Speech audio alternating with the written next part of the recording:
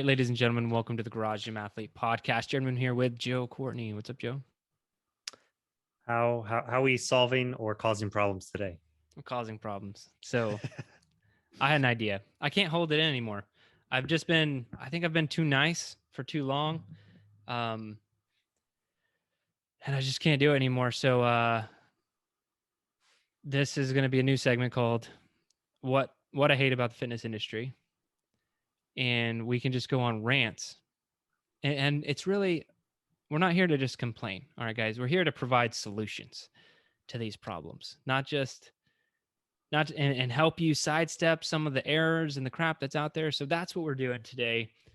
I thought we would just kick it off with like top two reasons the fitness industry sucks, or top two reasons you don't like the fitness industry.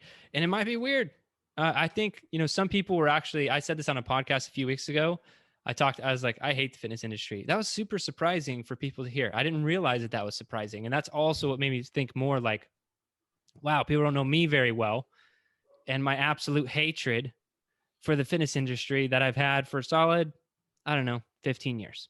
So it's not new. It's not like it developed. I just haven't been a big fan of things happening in the fitness industry for a very long time. So we're going to start talking about that a little bit more. Joe, I mean, you're kind of in the same boat, maybe not as aggressively as me. I'm just typically a little bit more of an angry person than you.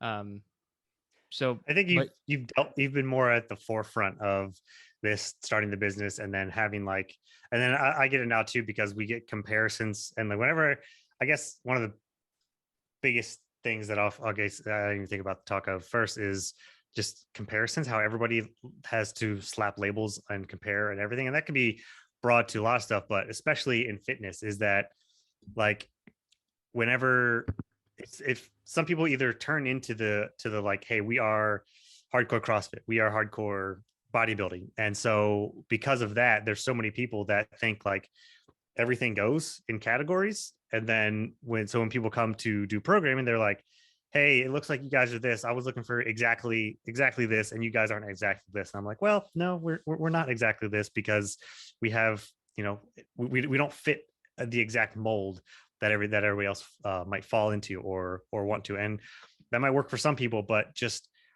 that hardcore labeling and pigeonholing certain aspects of fitness, like you could be doing one aspect of fitness and then just change one or two things out of a workout, and then that be completely different for how, and we're thinking of workout construction.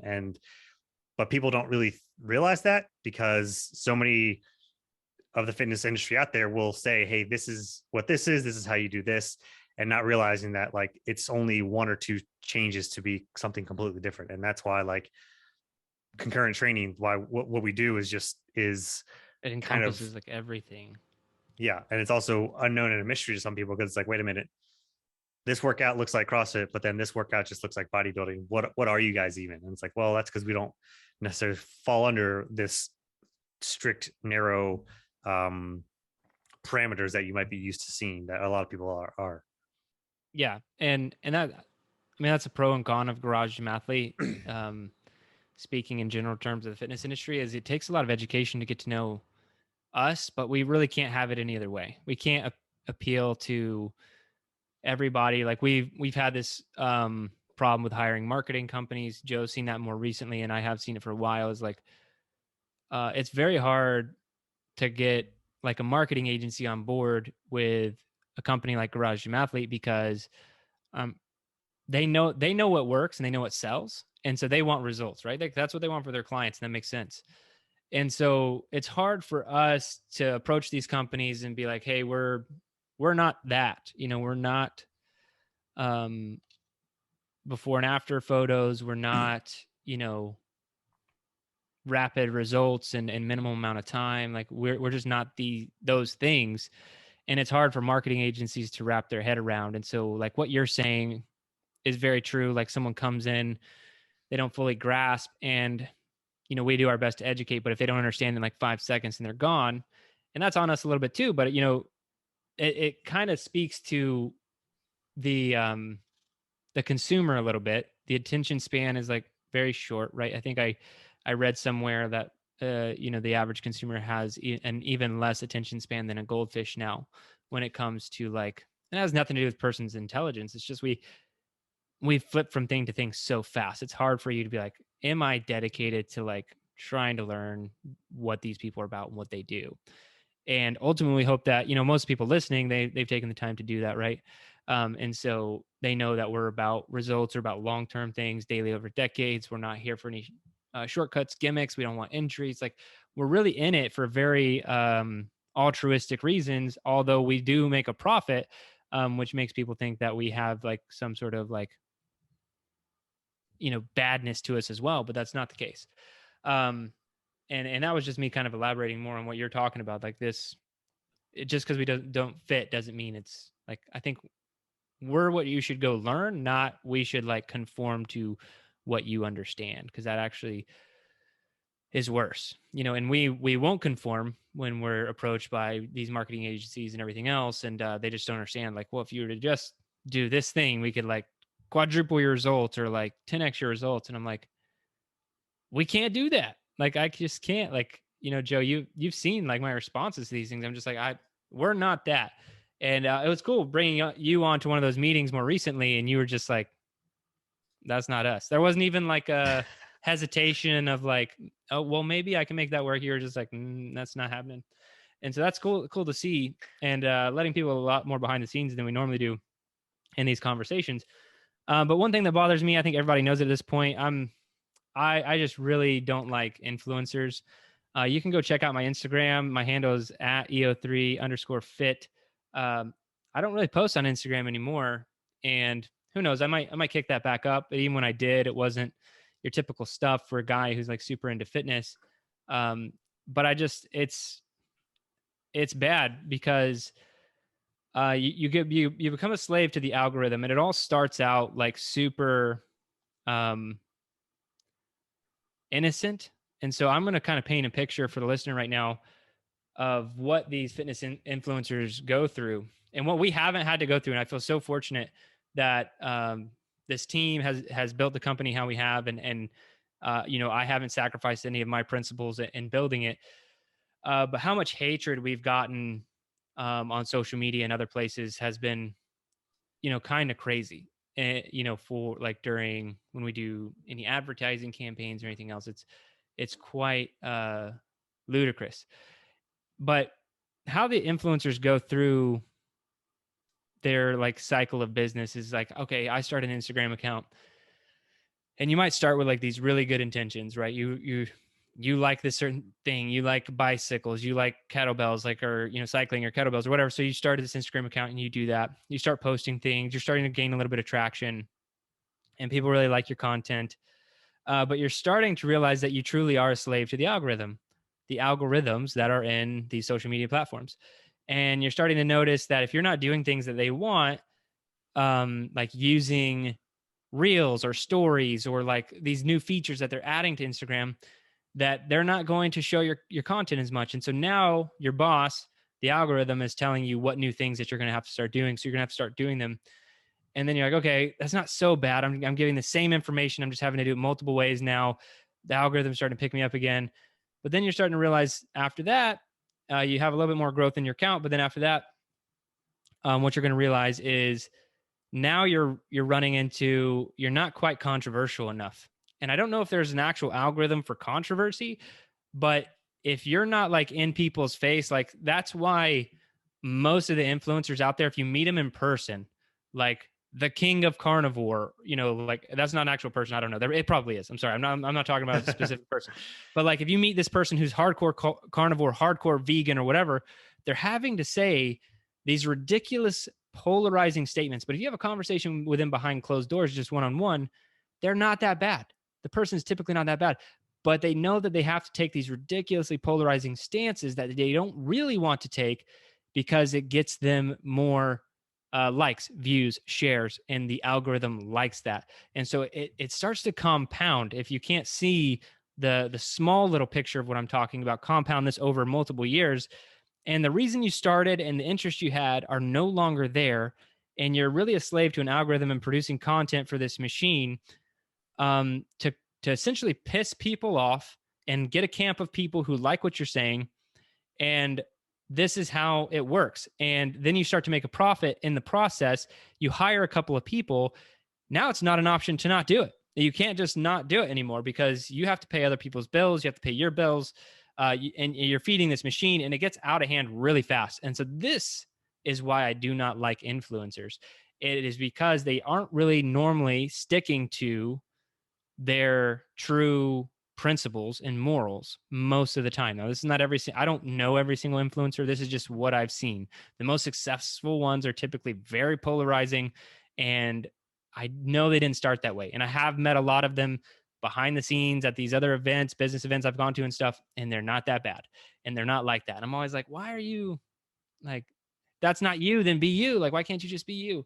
And then the people who decide, they're not going to play that game, their accounts never really get that big. And anyway, so I know that's a long-winded thing there, but we don't do that. And I get really frustrated with anybody who's going to sacrifice their principles, because you know what I would rather do than go down that road for any of this stuff? Like, I have a lot of skills. I can go get a job doing anything else, right? Like, I have a great resume. I can go get a job doing something else, and I'd be happy to do that if I had to. Before, I would compromise my integrity to do things that just make me get more likes or shares or views, if that makes sense. Like, I'm not going to do those things. I would rather shut everything down than chase that, chase that rabbit. And like I said, luckily, the team here and everything we've done, we made a lot of good choices. We haven't had to chase those things down. And, luckily we're still able to do things how we want to do them, and the company still grows and everything. But influencers, you just got to watch out for them. I don't feel like they always have your best interest in mind. Most of the time they've been doing something for a really long time. I don't want to, further that rant, but like, they typically have been training somewhere between minimum 10 years up to 20, 25 years. A lot of the more popular ones probably been training for 20 years. And they have phenomenal bodies, and they're selling you your program. And let's be honest, guys, when you look at this person's program, you're primarily looking at them. I don't care how smart you are, anything else. You are viewing them with their shirt off, and you're like, look, they got to know something, right? Like, that's the first thought in your head. Like, they got to know something. They couldn't have these muscles without knowing something, right? And that, you could be right. You could be 100% right. I'm not saying they don't know something. I'm not saying their programs are bad, but that's why you're buying it. That's why you're buying it. And likewise, like, if I was sitting here talking and saying, if I was like sitting here grossly overweight, eating cheeseburgers and trying to tell you how to do health and fitness, I get it. I shouldn't be the person that you want to like take advice from or get programs from. But you just have to know, if they don't have a high level of experience, all they actually have is themselves and maybe a handful of clients, maybe 10 people and themselves. They don't have a lot of experience on getting people results when it comes to online training, which is a very difficult thing to tackle. And you have to really dive into a lot of stuff to get good at it. So these are just all things influencer related that you have to take into account. And I know I talked for a really long time, but when we open the segment, things I hate about the fitness industry, this is what will happen.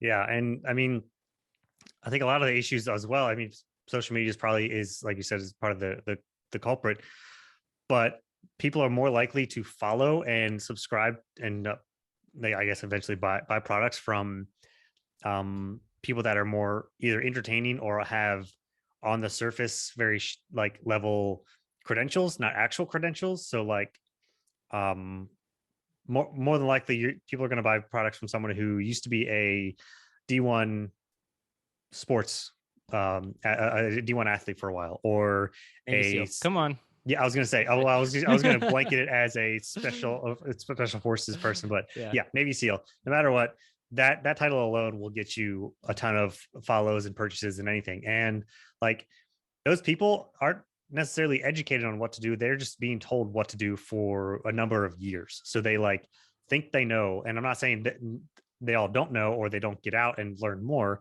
but on the surface, people care about seeing that versus somebody that has actually like gone through certifications, reads the science and studies about it, because that's not really sexy. And I guess you can't really you can fake saying that you do research and read it, but you can't really fake saying that you've been a SEAL or played a D1 sport.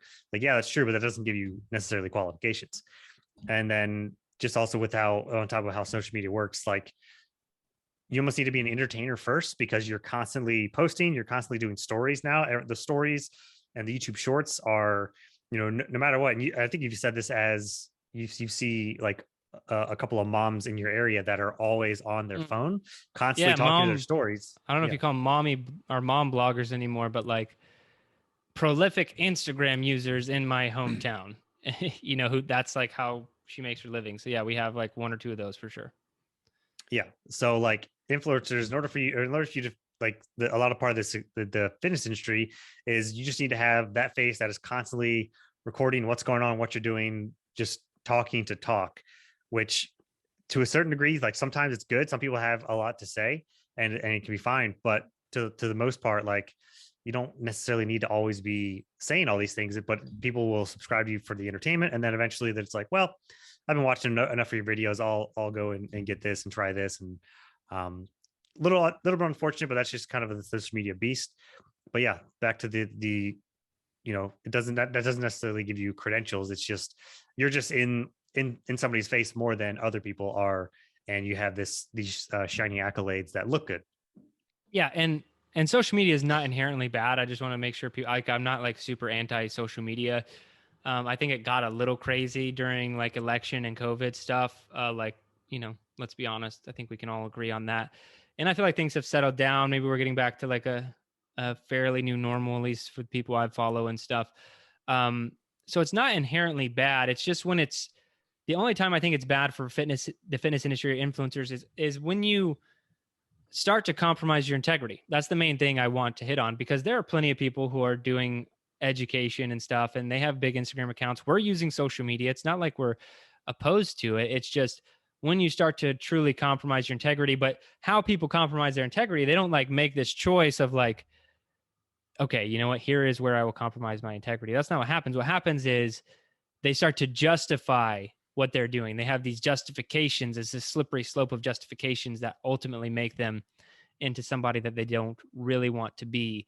Um, and going back to your point, Joe, of like even the mom bloggers I was talking about, like I have no problem with them.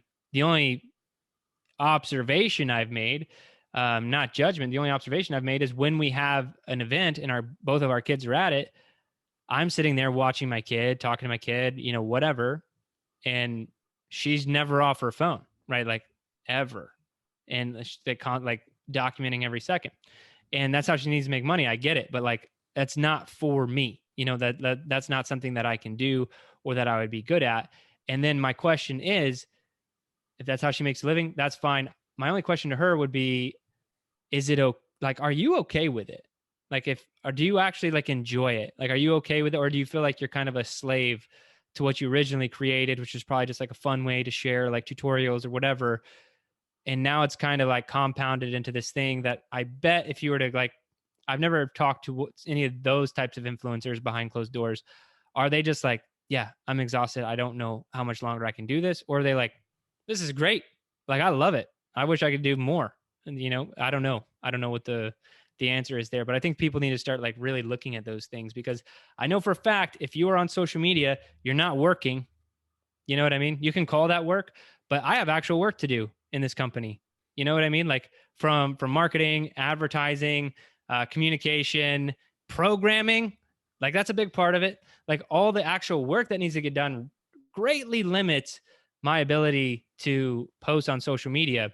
And that's again because we never built this company around social media, so it was never really around me having to do something or you having to do something in any larger or significant way. So yeah. Is that it, Joe? Should we save more for next week? Yeah, we could probably kind of save a little bit more. Dude, Because I could go on for years about this stuff, so we'll never run out. yeah, I mean that was a good corner of influencers and social media specifically, but it can fade more into like I guess marketing and the nutrition side, and that's just a whole another can of worms. Yeah, so I actually do want some feedback from anybody on the YouTube channel. Um, or if you are like listening to this on the podcast, again, I've mentioned before, I love like most everyone is listening to us on the podcast. That's our biggest channel. But the only problem there is we can't like really interact. That's the only reason we are pushing more on YouTube.